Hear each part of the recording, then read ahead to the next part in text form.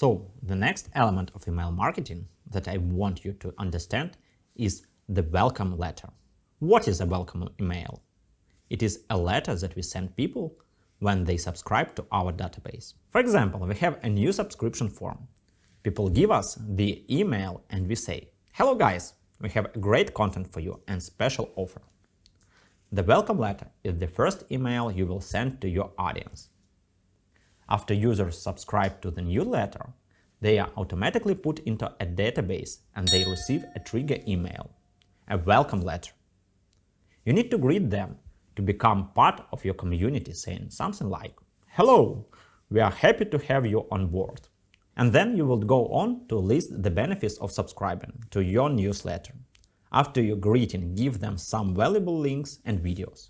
You can start with a video introduction that tells them about your company, for example.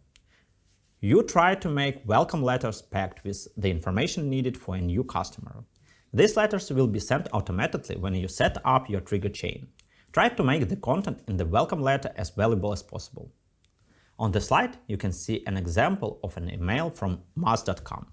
This email is welcoming you to become a part of their community. In their first email to users, they'll tell you about their community and what Moz has to offer. This welcome email is rather long and contains a lot of introductory services. On this slide, you can see an example of a welcome letter from MailChimp. They give a link to a short tutorial video on how to use their free services. In their welcome letter, they also give information about their services. The next type of a trigger email is a confirmation email. This is a kind of transactional email sent to a customer after a certain action is performed. This email can be sent to confirm that a customer has placed an order at an online shop, subscribed to a newsletter, booked tickets, or registered for a webinar. On this slide, you can see several examples. One example is the confirmation that the payment was processed. You will receive this type of email after purchasing something in an online store. The next example is sent by Facebook to confirm a webinar registration. And the last example is an order placed confirmation email sent by an online store with information concerning the purchase and price. Confirmation emails usually have a bigger CTR, click-through rate, because they provide important information to the customer. These emails are anticipated by users and therefore have a higher open rate. You can use this to your advantage and try to upsell or cross-sell. When sending an order confirmation, try to bring your customer back to the website to buy something else. An abandonment email is a follow-up message sent to someone who leaves an online store without purchasing the items in the online shopping cart. Abandoned cart emails are typically sent to people who leave partway through checkout. If you use abandonment emails, you can recover about 10% of lost revenue. According to statistics, 3 out of every 4 people who add something to their cart leave without paying. This means businesses are losing customers and revenue. It will be wise to try and return those customers to your website. Here is an example of such an email reminding me that the item I put in the cart is still waiting to be bought. Take a look at this example from Chanel. They are attempting to return a customer to their website to complete an order. Chanel reminds the customer about the item they chosen, and they also offer a complimentary coupon to encourage the customer to complete the order. It says, "We've saved the items in your shopping bag. Sign in to complete your order and enjoy complimentary overnight shipping with the code in the bag." Also, this email is a great example of cross-selling. You can see more products in the More to Adore section, which entices you to go back to your uncompleted order and add other items to your cart. Now let's talk about reminders. For example, sending emails to users who registered to your online or offline event to remind them about seminars and webinars. Use reminder letters as an opportunity to try to sell something. In Udemy case, we don't have such reminders, but this type of content can be part of our educational announcements. For example, we can help remind our students that they can ask us questions by sending out a message like this Q&A time. Do you have a question about digital marketing? Our students often forget that they have the ability to ask questions in the Q&A section. We often send reminders to encourage them to use the Q&A section. Reminders are a big part of digital communication. Don't forget to implement reminders into your strategy. Let's go further and talk about reactivation emails. What is a reactivation email? A reactivation email or re-engagement email is sent to try and re-engage inactive subscribers who are no longer interacting or interacting less with your email campaigns. Reactivation letters are also used to reach out to subscribers that you haven't sent emails in a long time. One of the most common mistakes people make is sending letters to people who left their contacts and emails 1, 3, 5 or perhaps 10 years ago. For example, you have a database of your audience's email contacts. They registered for events hoping for some information, but you didn't send them any. What we have now is a database that has not been active for a long time. One of the biggest mistakes you can make at this moment is to send them a letter. If you send them a Black Friday offer or something like that, this is a fast way to end up in the spam folder or be blocked. It can even create legal issues for you. It's tempting to send out letters if you have an old email database full of contacts, but I recommend not using it. Please don't use it because when you try to send these people emails. Of course, we have reactivation letters. A reactivation letter can say, "Hey guys, we have your contact information." Avoid trying to sell things to your audience in the introduction of your reactivation letters. Start by telling them why you messaged them. In the first paragraph, you must tell them what legal source you got their contact information from. For example, Anton, you registered for our online conference a year ago, and we are starting up a newsletter. Are you interested in joining? If you want to unsubscribe, just push this big red button and we will remove you from the mailing list. Of course, you will still get reported for spam sometimes, but most people will click on the red button and unsubscribe.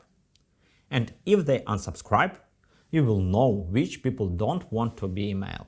So you need to know how to start your reactivation letters. You need to let your audience know they can unsubscribe and why you are messaging them.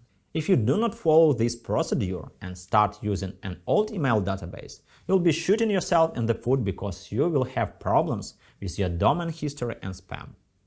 If you want to collect a new database, you first have to segment it. Reactivation letters should be carried out quarterly or every 6 months. People who do not respond should be removed from the database, since it is this segment of inactive subscribers that causes filters to think you are spam. Not removing them from your database can lead to the general perception that your company's promotion are just spam and untrustworthy. Reactivation letters should be sent to contacts who have started to be inactive or less active.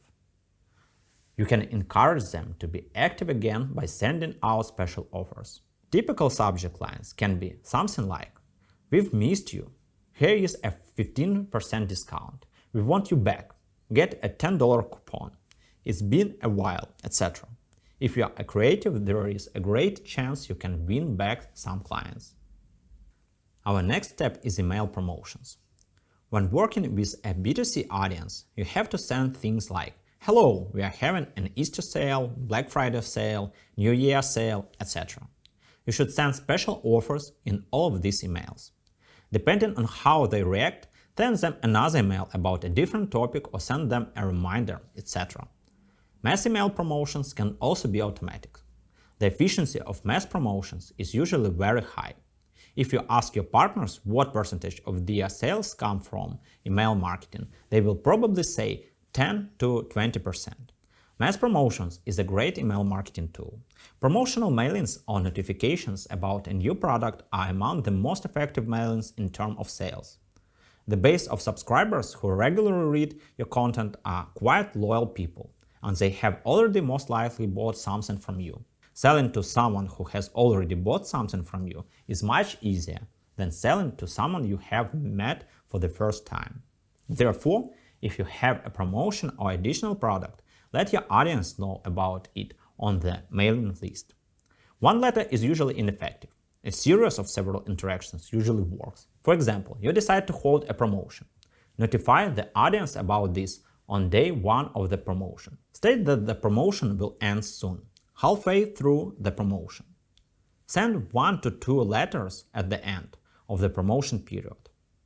The letters that are sent at the end of the promotion are for those who did not open the previous letter, or for those who clicked on your promotional link but did not place an order.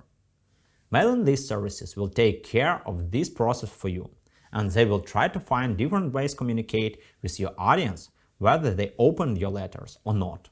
In our case, we have received very positive results from promotional mailings. As Udemy instructors, we can only send 2 promotional emails per month. Let's see what messages we usually use for promotional mailings. Our sales offers consist of such topics as Happy Teacher's Day, Happy Sale, Google's Birthday, Gifts for You, Happy First Autumn Day, Best Price for all courses, etc. Our promotional mailings go beyond just holiday sales. We also use promotional mailings to announce new courses. For example, new course, Content Marketing 2021, content that sells. New course, Google Analytics J4 GTM, best price for my new SMM strategy 2021 course, and so on. Let's dive into some of our promotional emails and examine via text. We usually start autumn with a sale. For example, Happy First Autumn Day, best price for all courses, followed by text such as this to describe why they should buy the course. Hello dear student, Happy First Autumn Day. Autumn is a wonderful season to learn more, work harder and improve yourself. That's why I want to share some of my best courses with you. For a limited time you can get up to 90% off on all my courses.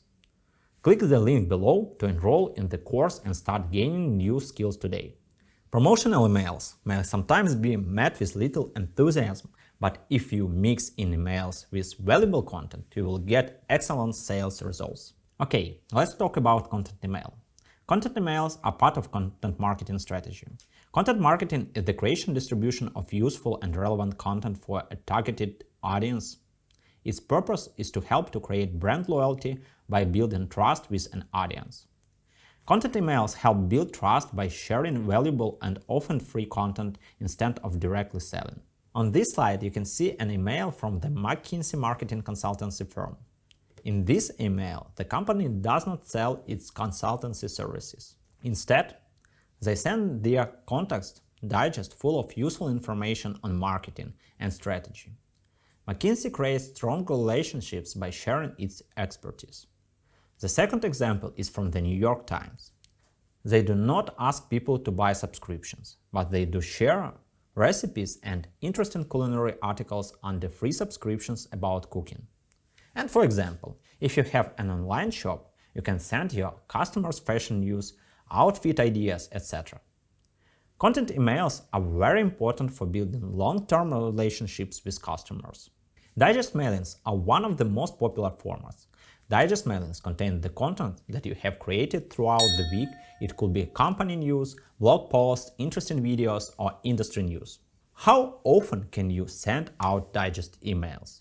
They can be sent out at different rates. For example, a part of your audience is less actively reading for your content, so you will send them a digest once a month. Another audience might want new content regularly, and for these people, you will send newsletters once a week. The optimal mailing frequency for most companies is once a week. Statistics show that quality communication decreases the number of unsubscribes and complaints about spam. Of course, you don't have to rely only on your email database. In some cases, you can send emails in collaboration with other brands and partners who have the same target audience.